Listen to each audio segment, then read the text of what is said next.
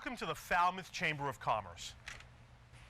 The Falmouth Chamber is dedicated to working on behalf of our members to make Falmouth a better place to live, work, and conduct business. We are committed to developing the economic, cultural, educational, and civic interests of our community and welcome the support from all organizations to achieve our combined goals.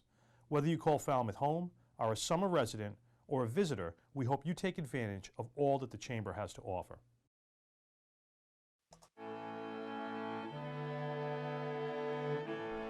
Nestled in a classic New England setting, amid 200-year-old elm trees and charming colonial homes, stately sea captains' homes, and charming Cape Cod salt boxes, Shoreway Acres is a graceful blend of Cape Cod's past and present.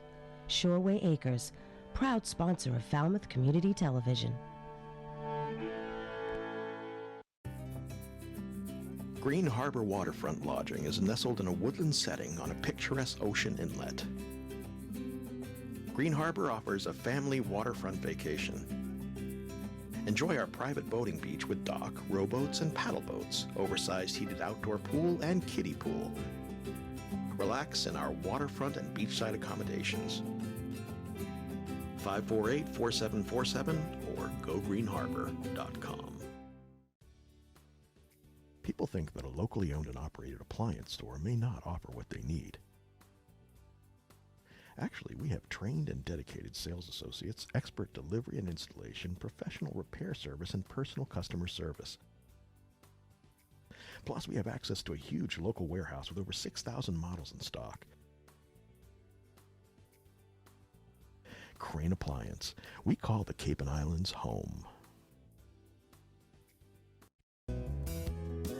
Carlson Printing for all your printing needs. 508-548-7303 or toll free at 1-800-696-7303.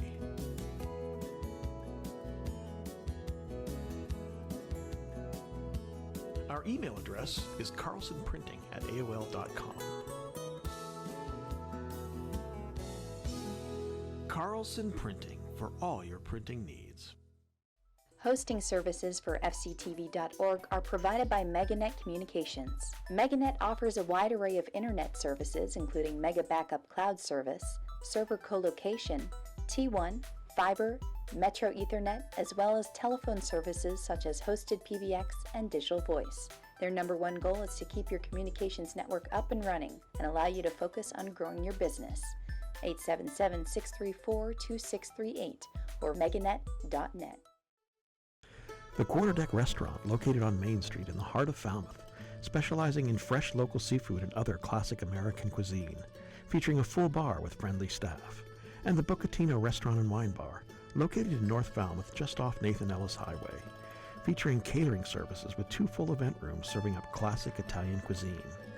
The Quarterdeck Restaurant and Bucatino Restaurant and Wine Bar, we're here to serve all our friends in Falmouth.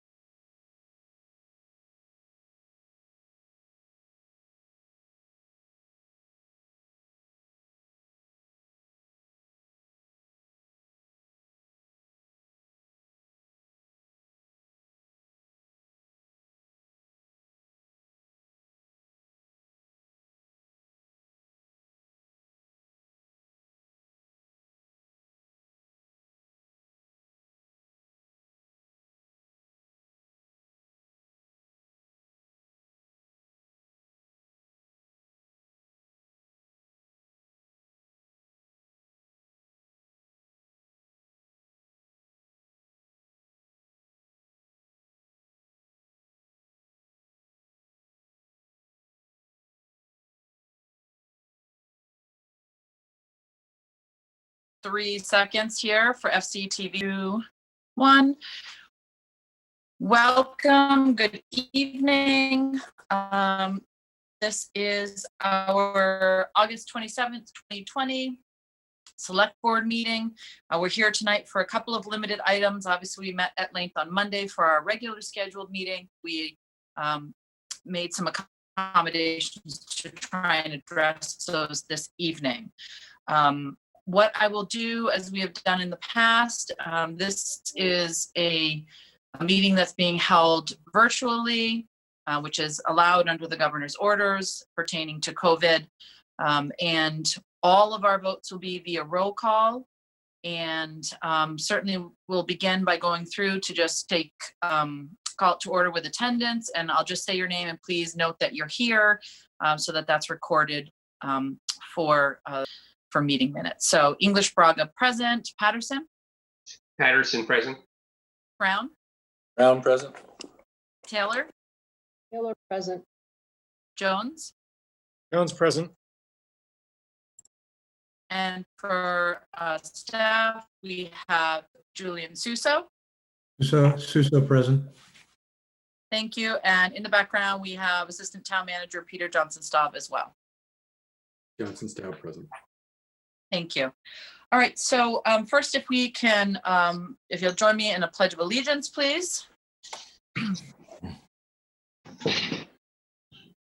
pledge allegiance to the flag of the United States of America, and to the republic for which it stands, one nation, under God, Indivisible, with liberty, justice for all. for all. Excuse me, thank you.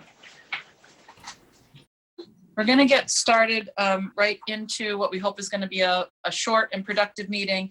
So first, under business, we have application for new entertainment license for drive-in style entertainment, including live performances and movies, Monday through Saturday, 2 p.m. to 11 p.m., Cape Cod Fairgrounds, 1220 Nathan Ellis Highway, Falmouth.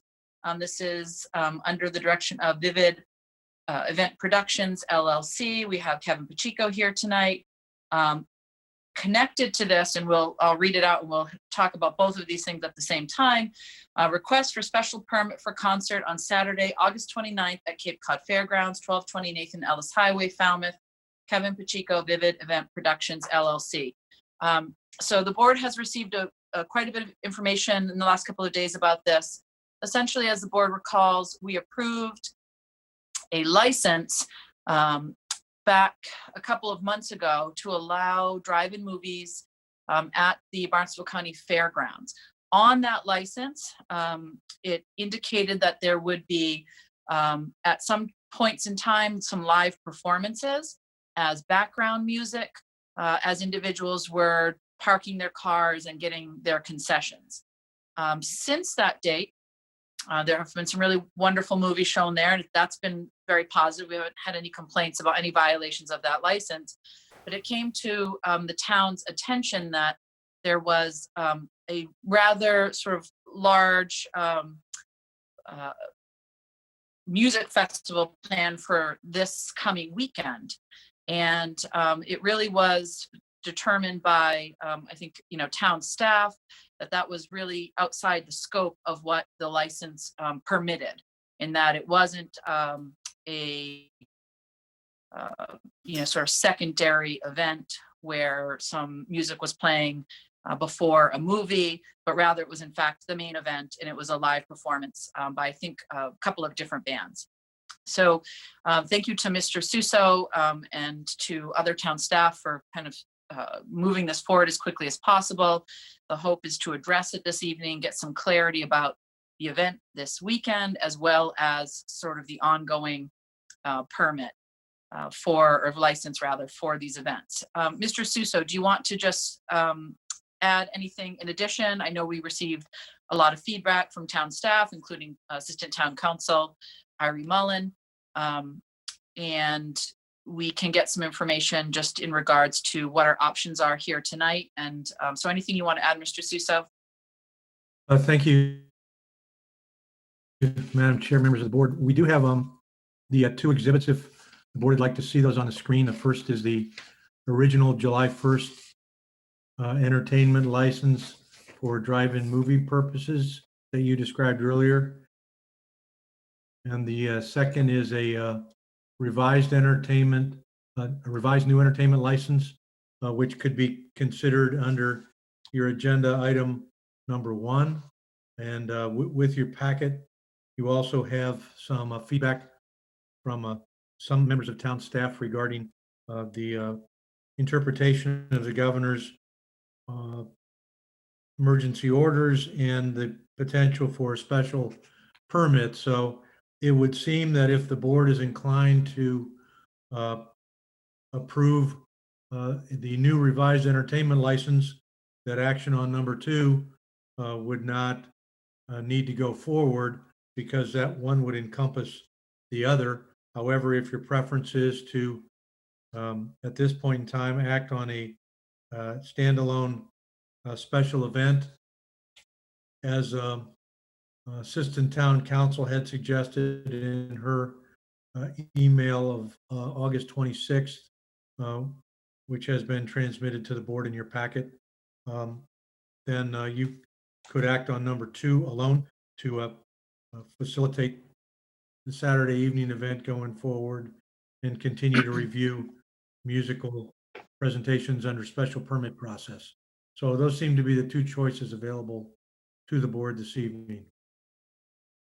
Thank you, Mr. Suso. I'll also note that we have, we have Scott McGann with us as well, in the event that Scott would have any comments or any questions. Unfortunately, town council and assistant town council are not able to be with us. We do have the written report from assistant town council. Yes, which I would know, I think was Thank you. very thorough and covered both options available to us. So let me start with asking the board, everyone's had a chance to take a look at all the documents. Let me ask first if the board has a preference as to how they'd like to go forward. If we want to go forward looking at the permit, the license as a whole, or addressing this particular special event, given some of the concerns raised by town council. And I don't think we really didn't have any other concerns from any other departments, other than Captain Reed noting that he would just want to make sure that there was a consideration and awareness of sound, given that the fairgrounds abuts, all residential property really on a large portion of those fairgrounds. Aside from that, we didn't hear any other concerns from any other departments that reviewed it.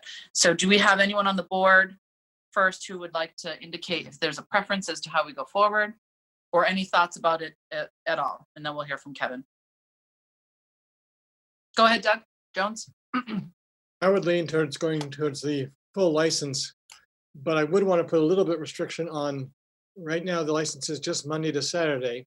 They did check off they wanted Sunday, but I didn't see the separate Sunday entertainment license, so we'd have to clarify that. I'd want to know how long into the season it's going.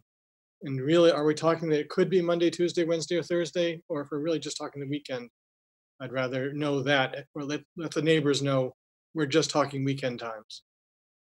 Okay, thank you. Anything else from the board? I'll get a few questions first in that way. Sam? Yes, Go ahead. I'm sort of leaning toward controlling this as one special event. And the reason is because I don't know the scale of each of these separate events if we put it under a blanket permit, if you will. And I'm really concerned about controlling the health issues related to this kind of a large scale gathering. I don't have a sense that this can be managed and controlled in a safe way at this point.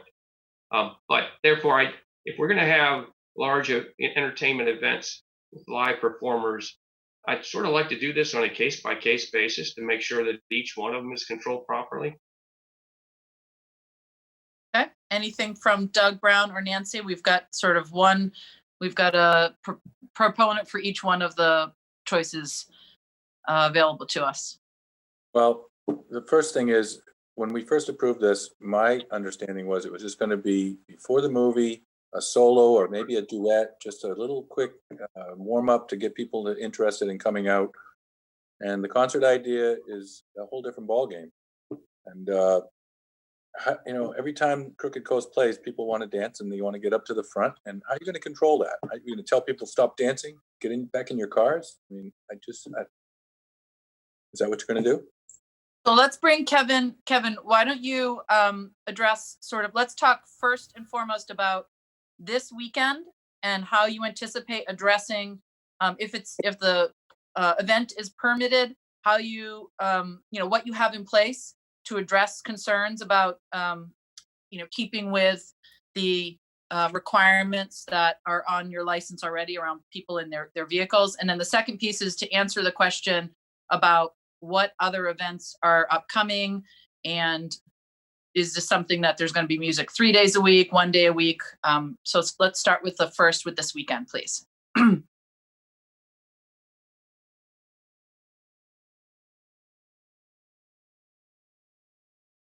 Oh, I can't hear you.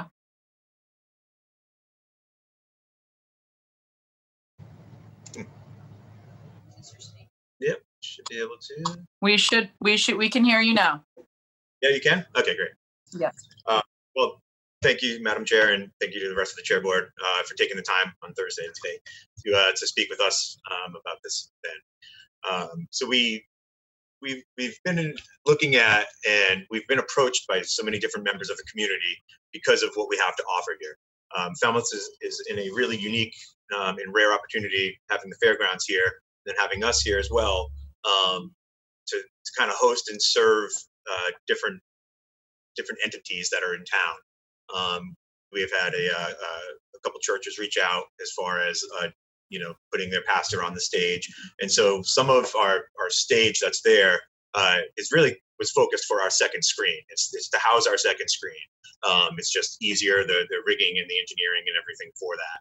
That was initially our focus, and then as we were approached by two different dance troupes where they had their dance recitals and they videotaped them, and then they were trying to think of a way to show their entire family. And so it kind of it did blossom into something slightly different. And so that's kind of where we started looking at, like, well, what can we try to offer? And so when we look at actually, it kind of goes into the second question where we look at different days of the week, which I can come back. That's fine. However you want to address it, it's fine. It just happened organically. But so primarily we're looking to just do the weekends. If we did have any kind of musical entertainment, it would try to be where it's solely music. We're looking at just like a Saturday night. The rest of the week we're trying to do movies. But looking at going through a broader spectrum, it gives us the opportunity, like on Tuesday night is when we're hosting the dance school. So they're going to come in, they're basically watching the movie, which was their dance recital. This is just going to be played back on our large screen. I can't give them a Saturday night for that, and so that's where I'm looking for Monday through basically week long, so we can try to host some of those other entertainment options for the town. Now, as far as this weekend goes with the Crooked Coast guys, we were approached as well as they were approached by different entities in the state, trying to get them to host an event. They're from Falmouth. They're an up-and-coming group. If you haven't heard of them, they have songs that are on the top of the charts right now, and so they were really hoping to host some of the things here. Now, with the live entertainment portion of our permit, I wasn't trying to basically skirt a gray area or anything like that. We were just trying to offer a different night out. So for us, our operations internally do not change whether you're watching the screen or you're watching a stage. We scale our security, which is mostly the security from the Cape Cod Melody tent. We're employing a lot of some of those similar folks here. Just there's not tons of entertainment individuals on the Cape, and so we have their force as well. So when we will remind patrons that they have to remain with their vehicle. This is the new time, but at least you can still enjoy some live entertainment. It's either that or they're just going to have to keep watching different films and whatnot. So that's where we're trying to just basically host, like for us, like I said, when you're driving in and you're parking, whether you're watching the screen, like when we do have our performers that are opening up, they are typically solo acts. We had one 3-piece band that they're itching to get out, and we had them for the laser light show. But primarily they were opening for the movies. I think the night in question was 2 solo performers, and they just have so much material, and we had such a large following for them that we felt that we should just be able to play them projected on the screen. We have a camera crew here on site, so when you come, you can see the performer projected onto our screen the same as you would see a film. So for us, our staffing and security spacing is all exactly the same, whether you're watching a movie or the performer. I understand that there's definitely concern about people dancing or crowding the stage, and within our contracts that we're looking to hold within the performers, we have the right to mute the system and regain order, or else we know, and we really have to hit it home in clear communication with all of our patrons and guests. As they're purchasing the tickets, they're hitting a disclaimer that they will follow and abide by all of our rules instructed by the staff, or they will be ejected from our facility. I mean, there's no easy way to approach what could be the future of entertainment for the time being. And we're trying to work with you on that, and also just trying to work within what we should be able to offer that we feel fits within the same format. So I'm not really sure where we can go from here, other than knowing that we can offer a safe venue for the community.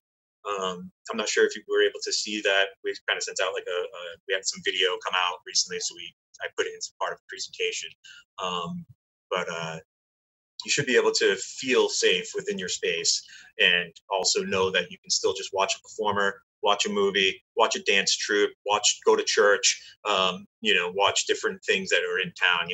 We're approached by the Woods Hole Film Festival. They're trying to do some kind of series here, but once again, because if they can't fill our capacity for budgeting reasons, I would prefer to give them a Monday night or a Wednesday or a different day of the week that we can still just offer some different things to the community. I think we felt that there would be some responses from the community, and now that people are coming and they're seeing it and they're enjoying themselves, we've just been approached by many different entities. So let me just ask, does that answer the question from, I think, Doug Jones, about how often you anticipate there being music? I think I'm sorry, Doug, does that answer your question? Or Yeah, I just want to know if Doug felt like he got a good answer. Yeah, Okay. I was wondering whether we could then maybe on the weekdays not have it go to 11, and then the license have the weekdays just be at 9 o'clock.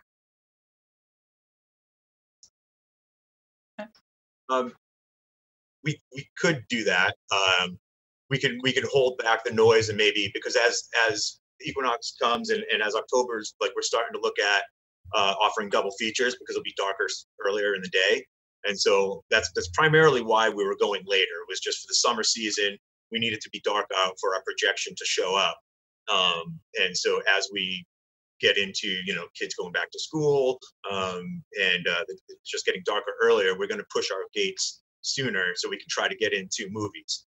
Now, with that second movie option, we can just do solely FM transmission. So we could, if you would grant us to, we could, have no audio after a certain time, and then at least still offer to keep the door open for opportunity. Or if you want, we can, meet weekly and we can discuss the entertainment that's being looked at. I would prefer not to waste. So, yeah, no, thank you, Kevin. That's helpful. I mean, what I would say is the way I think it makes sense to approach this, given that there's kind of a lot of moving parts, because you are trying, I understand what you're saying, you started this, in the middle of a pandemic, and you're not exactly sure how it all plays out, but it's become something that's a bit popular, and there are different options than just playing a movie, just sort of a regular movie. You have some ability to play some community generated material, etc. I think that addressing this weekend as a special event, and then taking a look more long-term at tweaking your license, so that it can really contain what you're talking about, some of those parameters that as we get, during the weekdays, if you think you're going to do a double feature, those parameters about having the second movie be FM transmission only, those type of things that we can do and make that clear. I think that that's the way that our town council has suggested we address it, as a special event, and keep your permit what it is, and then go forward with special events for the music as the main feature. Okay. You know, your regular permit already contains music as sort of a background or ancillary, but as music as the main feature, that we look at those events individually. You know, I think. Yeah. Oh, go ahead. I think that would be absolutely doable. But you know, just for contracting purposes, like as we're looking out at you know, different groups for entertainment, you know, like you know, right now in our schedule we have 2 other musical performances that can host a whole night of entertainment, where the movie doesn't necessarily need to be part of it from our point of view. So when I'm just are not those, sure Kevin? One September 5th, we have G Love and Special Sauce coming. And then we also have September 18th. We have Holds on September 19th. So it's almost every weekend in September. We're trying to recoup and also offer some different entertainment. Okay, because we're not meeting again before 9. Go ahead, Doug Brown. I would say that I'm pretty satisfied with Mr. Pacheco's answers about how he's going to manage the events. And I would be willing to accept the proposal to have the weekends, the live music, as long as it's managed effectively as he's described. That would give them the latitude to just keep going and not have to keep coming back every week. That would be a blessing. Sam, can I ask you, now that you've heard from Mr. Pacheco, would you be comfortable with that? Do you still, and Nancy, I'm going to ask you as well, because both Dougs have noted what they would be comfortable with. Well, I'd like to see the if the live entertainment is restricted to the weekends, and is that Friday night and Saturday night, or is that Saturday night and Sunday night?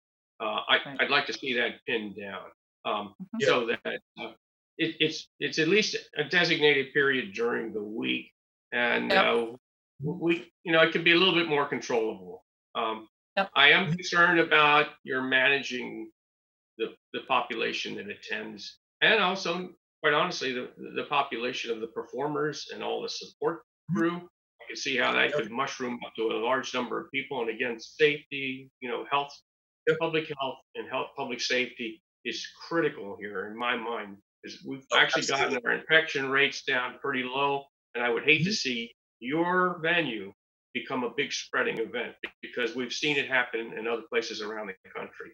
And so that's my concern. The fact that you can transmit audio by FM, I think, is helpful, because I am concerned about the impact on the surrounding residential properties and those people's lives. And I don't know what you're going to be doing to control the amplification so that it doesn't become a nuisance to the communities around.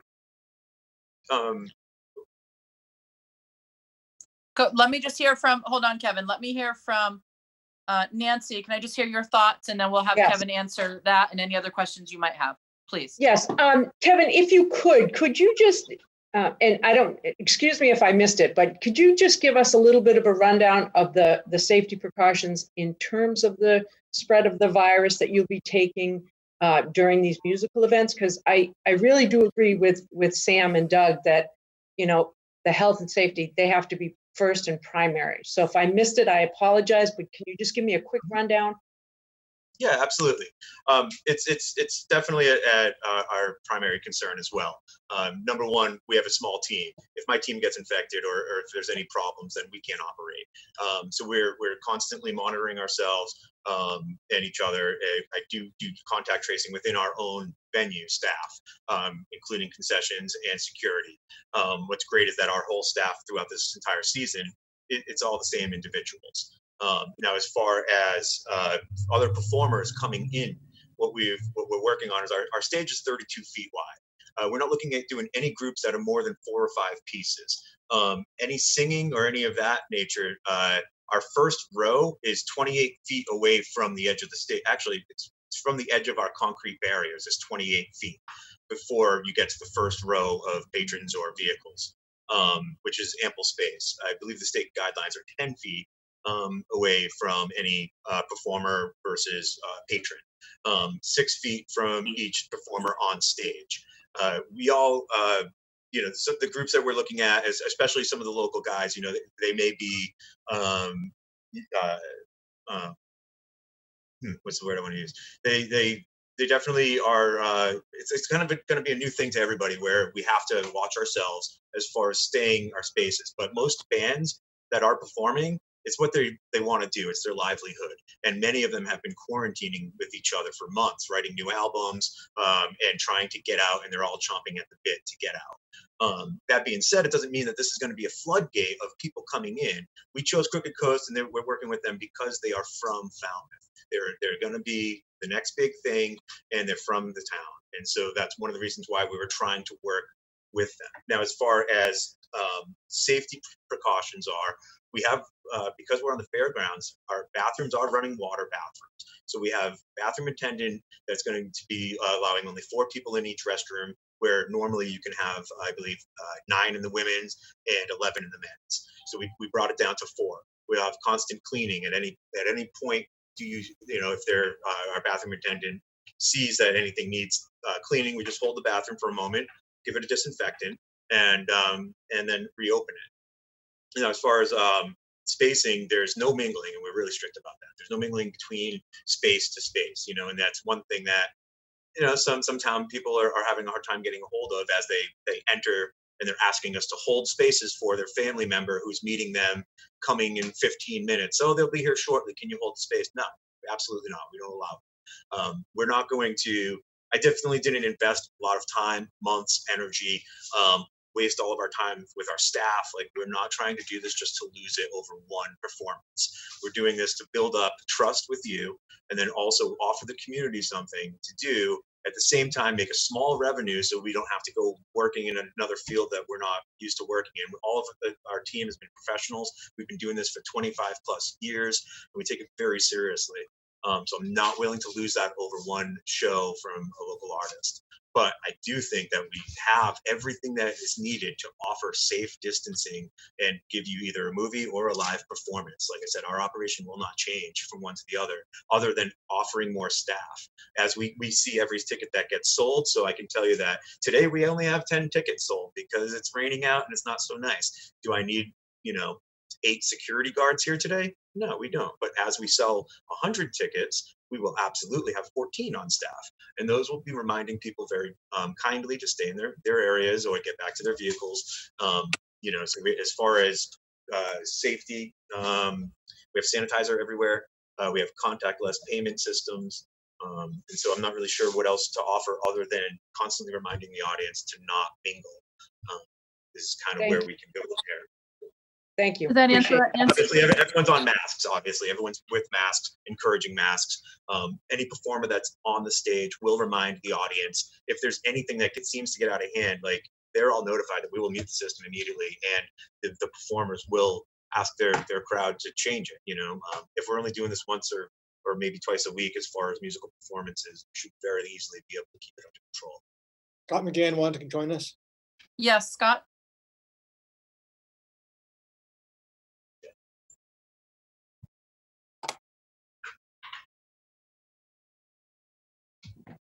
Hi, everybody. Hey, Scott, how are you? I feel the need to chime in. Yep. How many vendors are you going to have there? 2. 2? 2. Well, not that much, because the vendors do tend to have people get out of their vehicles and go to the vendor, right? So that's what you normally have during it. Okay. Because in the guidance for drive-ins, it does say live performances must follow the rules outlined in theaters and live performance, which then brings you to the 50 limit.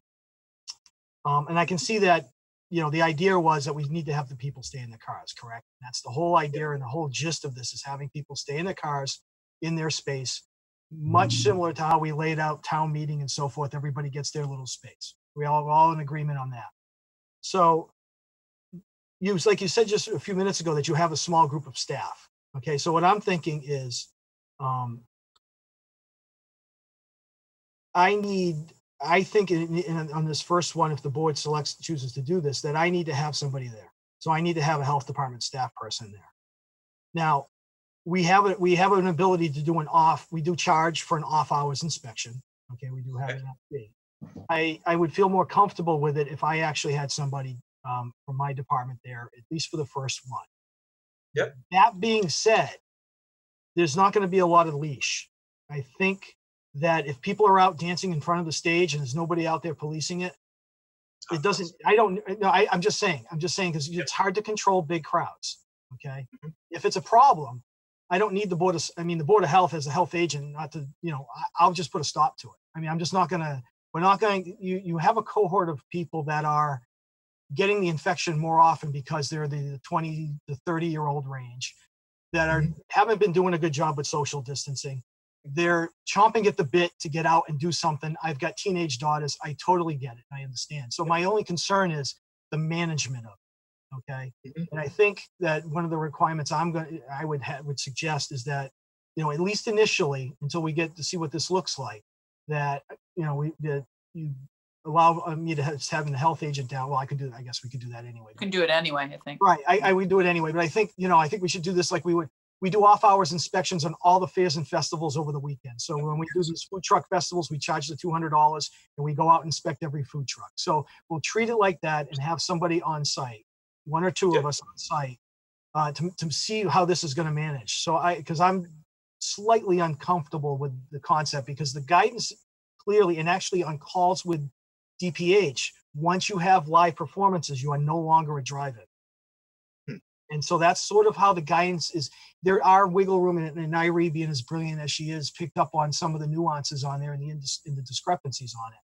But, the state's really sort of feeling on this is once it becomes a live venue. Now, I get it. If it's a live venue versus a taped venue and everybody's in their cars, then it looks and quacks like a duck. It looks like a duck. It looks like a drive-in. But I am a little bit, when does it change? And is it late at night and we're, cranking the tunes? And that's just sort of my 2 cents on it. Scott, I think that you raise sort of a really great compromise, which is, to just have those health professionals on site to be able to make from their professional opinions. It's not taking anything away from your team, Kevin. I this is, Scott's area of expertise, and this is what he gets. Really for him to be able to say, what I'm seeing isn't safe and, we can't go forward or whatever it might be. Or on the contrary, to be able to report back and say it was a well-run event and the concerns regarding, people mingling really were dealt with appropriately. So, I think that sounds like a good suggestion. Do you have any further questions from the board or a motion as to how this board would like to proceed? Go ahead. I can't see everybody because I'm on my phone. So Julian, go ahead. Thanks, Madam Chair. I just wanted to mention one thing that I think will be a helpful point of clarification for the board. There was a document transmitted from Vivid this afternoon. I think at least 2 members of the boards were copied with it. About a 30-page. Yep, you're breaking up a bit. Okay. There was a document emailed this afternoon from Vivid to our office. It included a couple members of the board as well. And I just wanted to be certain that whatever action the board takes tonight, that it's clear what you want to do. The document sent out talks about operation being closed on Wednesdays. However, the entertainment license application, the new one, does not say that. Right. And also, it talks about hours of entertainment beginning at 2 p.m. And of course, the schedule that's represented in the mail out, the entertainment begins about 6 p.m. So I just thought it would be helpful for the board to clarify whatever your intentions are. So if we have a question, we're not in limbo on it. Yeah, I think we need to, as Sam noted, we need to probably tighten up some of the language on the request. So let's start here, Kevin. I'm just going to walk through the entertainment license Yep. application that you filled out most recently. Okay. So it's asking for Monday through Saturday. Mhm. And 2 p.m. to 11 p.m. That's hours of entertainment offered. That's not when you're open. I mean, if you have to get there at 2 because that's what time people get there to start prepping, staff gets there, but this is the actual hours entertainment is offered. So can you just speak to the days of the week and the hours? And then let's talk after that about the issue of during the weekdays, if you have a double feature, having the second feature be on FM. So let's go with the days of the week. What are you looking for? So the reasoning for the broad hours was to be able to offer different keynote speakers or lectures as school comes back to session. There may not be able to have an assembly in an auditorium, but however, we could offer that here. And so part of my thinking was just to give us a little bit broader hours to be able to operate within should the need arise. Our primary goal would be, opening gates as it gets darker. Some of those hours were also for the summertime. So in a perfect world, it would be gates open at 5, first movies at 6:30, second movies at 8:30, and then we could proceed from there. So it was really just to give us a little bit of flexibility. I'm more than willing to dial it back some, but I just I guess we'll take your recommendation on that. Okay, so this is my suggestion would be that if the days are Monday through Saturday, that's fine. And then we have language that even if it's 2 p.m. to 11 p.m., that we put a timeline for when music can be played, which days of the week for the type of music. So if you're talking about having that type of before a movie, very specifically what you had before as background preliminary music for a movie, that can take place during the that first feature that you play. Before 9 o'clock. So we're not, I'm not trying to create enemies with our neighbors. We're trying to invite them over. So maybe we do, definitely before 9 o'clock for any weekdays. The only thing that we're looking for as far as our second screen or our stage would be Friday, Saturday, and then even Sundays, it would just be afternoon entertainment. We won't do anything on Sunday night, as far as, so even if we trim that back, and I know technically you don't have the paperwork in front of you, because on the paperwork for my Sunday previously from approved, it said just drive-in movies, live performances. There was no. Which is what you'd be doing on Sunday anyway? Yep. Yeah, we just may offer and honestly, with this demographic here, just to let you know, we're not going after a younger demographic always. Usually we're going after very family friendly, a slightly older demographic. This one here with Crooked Coast this weekend was just to help out the kids in town.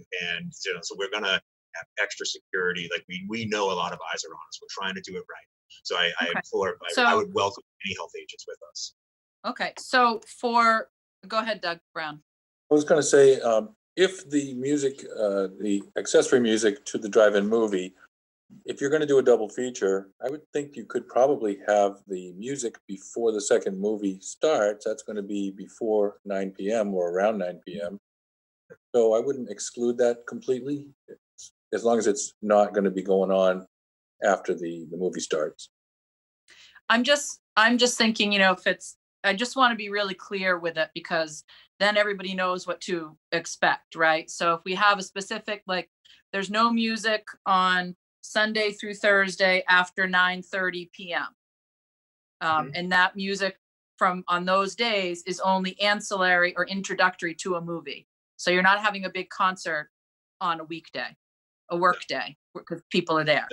And then if you have for Fridays and Saturdays, that it includes your movie and then music, but nothing later than, I think 11 p.m. was the time on the original license. Are people comfortable with that?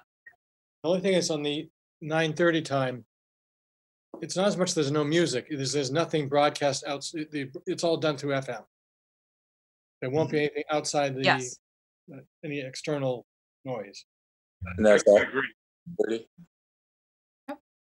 Are we specifying that's the case after? So is Peter, are you? Peter Johnson Staub, are you able to are you taking some of these notes? I'm listening carefully and starting to take down these notes now that Okay. it looks like you're arriving at your decisions.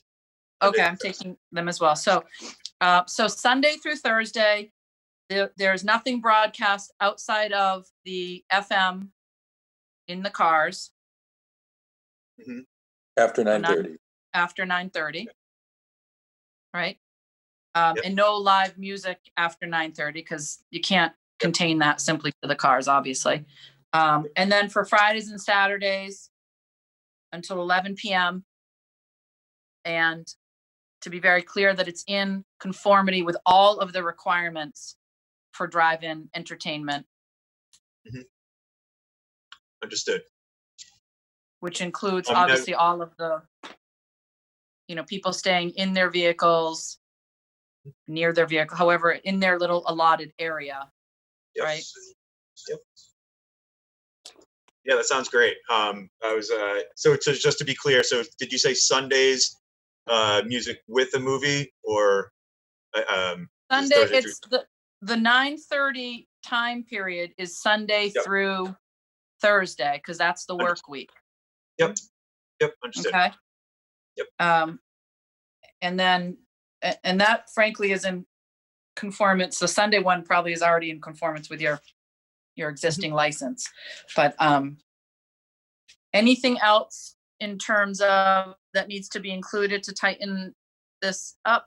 I wouldn't mind putting when the health agent is going to be, which events the health agent will be there. I know that's his decision, not ours, but I wouldn't mind putting that down also. Because that's or we can just put the condition. The big ones this Sorry, week. go ahead. The big ones this weekend, right? Sorry to interrupt. So it'll be this weekend. Yes. So why don't we put language that says at the discretion of the health agent, that the health agent will be, because there's a fee that's associated with it, but at the discretion of the health agent for the weekend events, that you'll comply with that. Absolutely. Okay. Sam, did I see your hand? Yeah, I'm still concerned about the noise late in the evenings on the weekends. And I think as long as you can go FM, I don't see why after 9:30 it shouldn't automatically go to off FM, even for a live entertainer on the stage. I'm really worried about the neighborhood and maintain the quiet atmosphere that we like here on Cape Cod. So I would like to see a restriction that basically says that any broadcast audio after 9:30 is by FM. Weekends and weekdays. Understood. We're not trying to go that late. I think on Saturday we were trying to go until 10 o'clock is what we were looking at. If we're able to screen share, Mr. Suso, I have the dispersion chart of exactly where the sound travels, and if you would like to view it, if not, it's okay. But we've done some homework on that. Yep, I would say if you are going to stick to the 10 o'clock, if that's what time you think music is going to end, I think that's reasonable for a Friday or a Saturday. Yeah, I agree. I think that to me sounds, we're not going to be doing this into the, we have a few more months of this, presumably. Yep. Maybe there's some movies, but you're not going to have live performances into the winter. So, we've got a couple more months and some music on a Friday or Saturday. I'd be comfortable if it's changed to 10, 2 to 10 for the live entertainment. Agreed. Okay. Okay. Are there any other issues that this board feels need to be included? Julian? Madam Chair, just asking, did you want to also add as a condition what the Assistant Town Council about all spectators remaining in their cars when not using concessions or bathrooms? I think that's consistent with the concern that our health agent expressed as well. Yes, I agree with that. Okay. I do as well. Okay.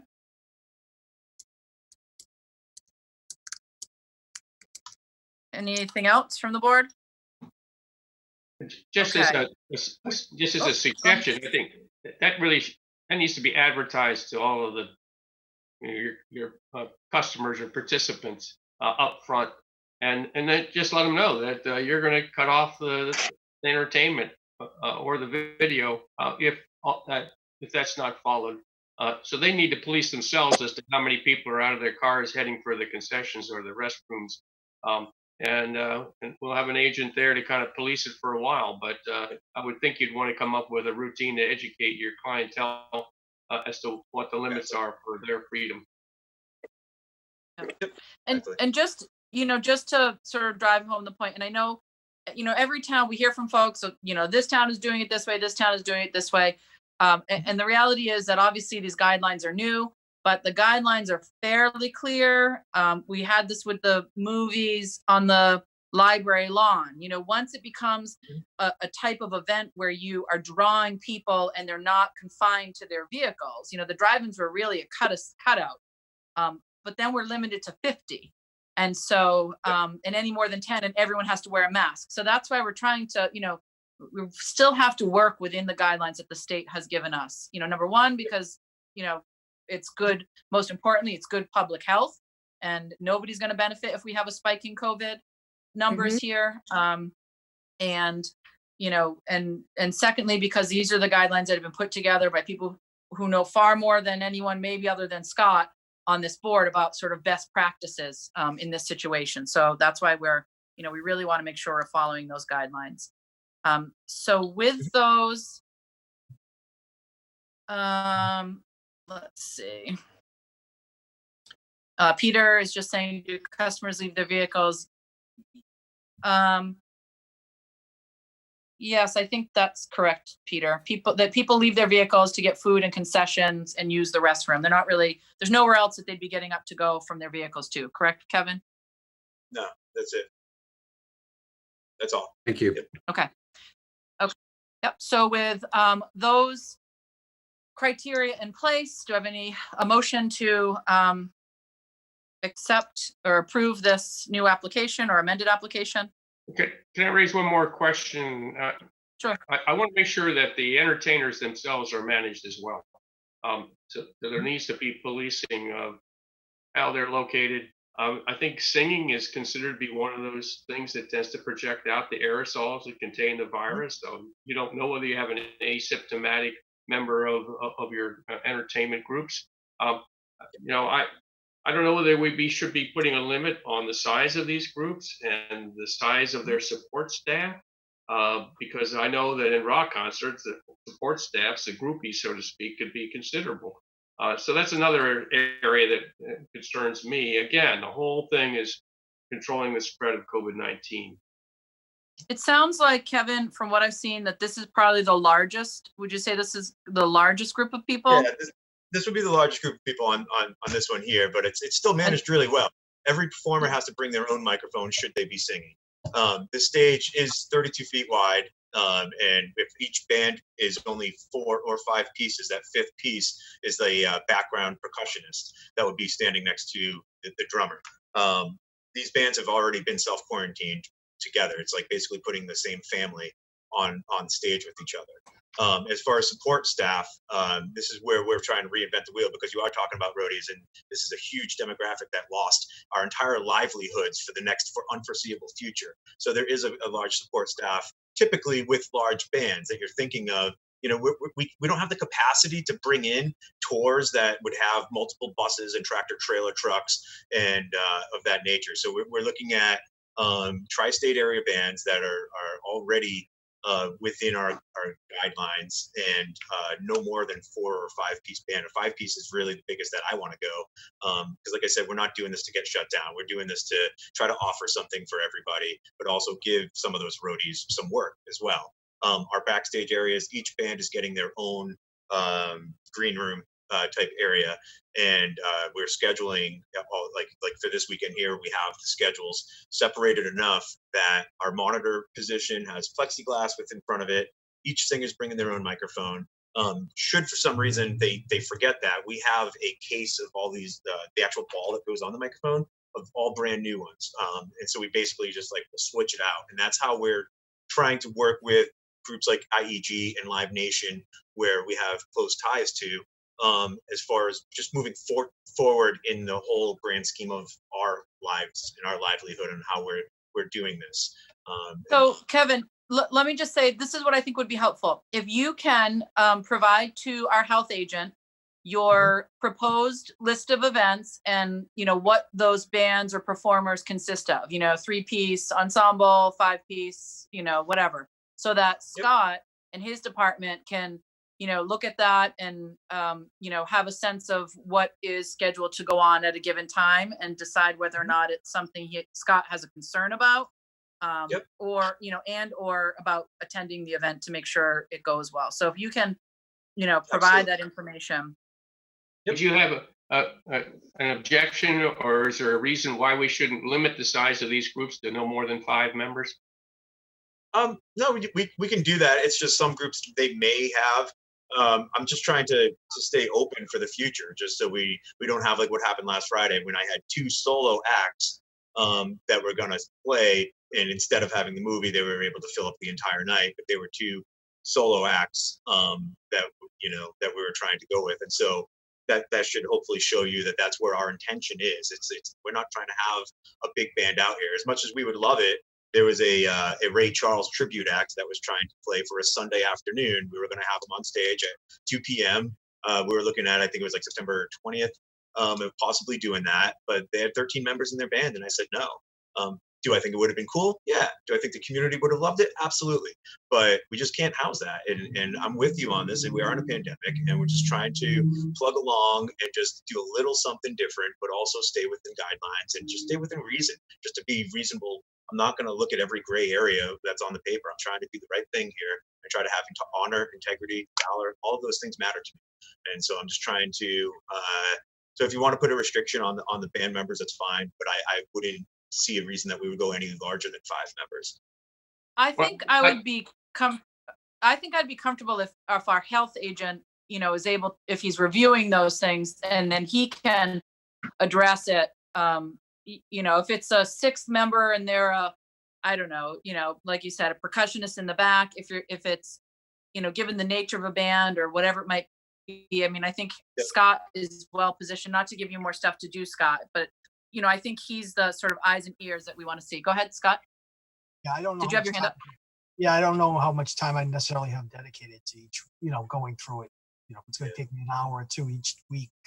Yeah, I don't have the hour or 2 to do it, to be honest with you. But, I think you guys, he can send me the plans and we'll take, do the best we can with it. I think that's the first time I'm going to have to go through the fine tooth comb the first time. The biggest event's the first one. Everything should be easier after that, I guess, right? Yeah, absolutely. And that was partly, sorry, not to cut you off. Yeah, because again, this is not in the spirit of of that guidance. I mean, it's not, but it's everybody in the car and it makes sense. I get the logic behind it, but so yeah, I mean, I am a little concerned about it. But, so yeah, I'll go through the first one really detailed, and then I think we can build up a report. I hope we can, and we'll keep going from there. Yeah, Scott, and just to be clear, the idea is not to give you more work, but just if something jumps out at you that, I just want, I want it to be that they're providing the information to your department in advance. So if something, again, also, if you're seeing a spike in numbers, if something's happening and you're seeing a spike in the community and you say, okay, yes, it's a 4-piece band, but this doesn't seem, this isn't a good time or whatever, you're able to just have that information, not for you to be policing and going through the event with a fine-tooth comb, but just to have it on your radar so you don't have to seek it out or it's not last minute. Well, when I was looking for, so I just want to be aware of time. It's a special meeting, and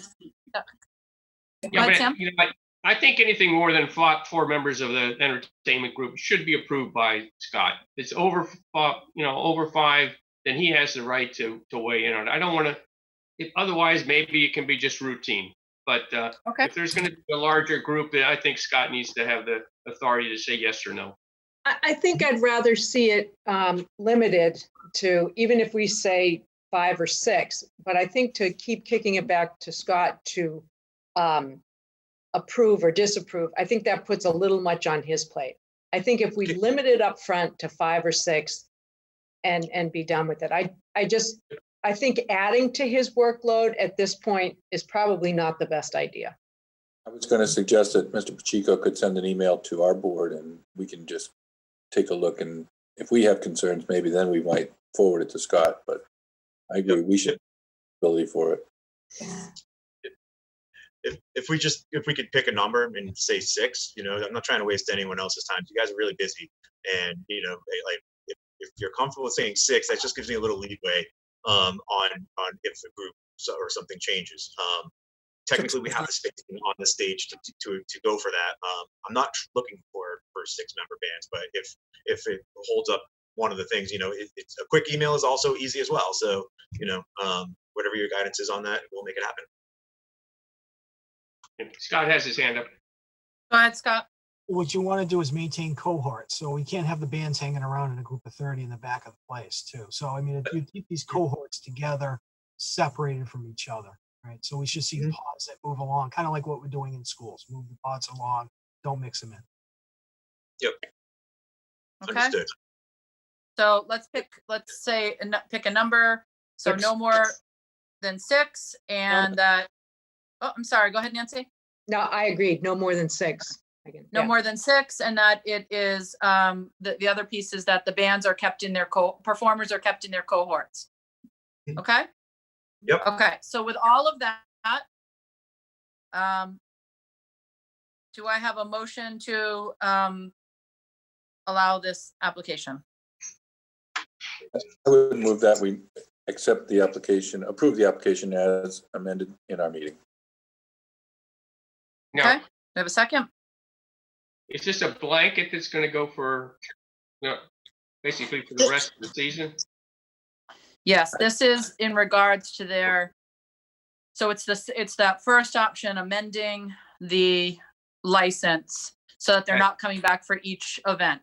But obviously recognizing that at any time, if there are concerns, this board can regulate, or the Board of Health if there's a specific issue. So do I have a second? I'll second the motion. Okay, I have a motion. Oh, Julian, go ahead. Could I clarify, are you going to be approving a new license with these conditions you've stipulated, or are you asking to amend the existing license? I want to make certain I'm not misunderstanding. Well, they have an application for a new license, correct? Before us. Yep. That was for just Yes. one event. So, Yes. Yes. no, they sent No, us. It's for multiple events. Oh, It's New for multiple entertainment events. license. Yep. So we are approving that license request with the conditions that we've just outlined. okay. Okay. Got it. Thank you. Okay. I have a motion and a second. Any further discussion? Seeing none. All those in favor by roll call. English Braga, aye. Taylor, Taylor, I. Jones, Jones, aye. Patterson, Patterson, aye. and Brown. Brown, aye. Okay, great. Thank you, everyone. Thank you, All right, Scott. good luck. Thank you very Kevin much. And I appreciate it. Scott, thank you so much. And we appreciate everybody putting this on and getting this done. All right, our second you. matter for the evening is, thank you, authorized submission of application to Mass Energy and Environmental Affairs FY 2021 Food Security Infrastructure Grant Program for feasibility study of potential uses of town-owned land located at 398 Old Meeting House Road, adjacent to Tony Andrews Farm. This is a continuation of a discussion we had on Monday. Peter, do you just want to kind of walk us through this? And We did get some new information this afternoon from Tyler Barron, Yes. withdrawing interest in the grant. They did some further investigation. They did, on the one hand, confirm that municipalities are eligible. That was a question that we had raised. But Tyler indicated on closer examination, the feasibility study that they were looking to do was not a good fit for this grant program. So the interest continues to be there in terms of a multi-use structure on the 398 parcel of land, lot A3, to support the existing farm, but this grant is apparently not viable, so they withdrew their request. great, and thank you for, I know that there was a lot of sort of last minute sorting out of that. So this is something that we'll continue to have a discussion about this property as we go forward. And that is our agenda for this evening. Will we adjourn? Do I- Joe? Okay, do I have a second? Second, Patterson. Okay, by roll call, English Braga, aye. Taylor, Taylor, I. Jones, Jones, aye. Patterson, Patterson, aye. Brown. Brown, aye. Thank you, everyone, for carving out some time so we could get this done. This is the kind of stuff that really, makes our community richer. So I really appreciate everyone moving their schedules around. Thank you, Peter. Thank you, Julian, for all the work on this. Good night. Good night, all. Good night.